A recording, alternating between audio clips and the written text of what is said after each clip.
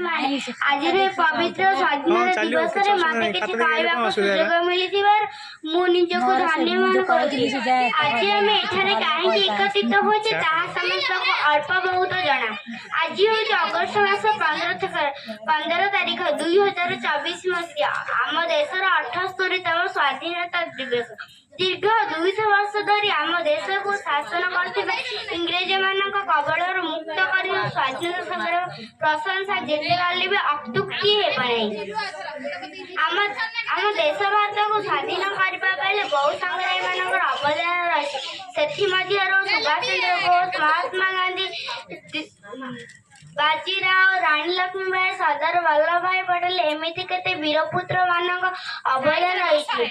आम देशर संस्कृति वीरत्व संस्कृत परंपरा सबुठी निहार। आमे एही दिन जातीय पताका तले जातीय संगीत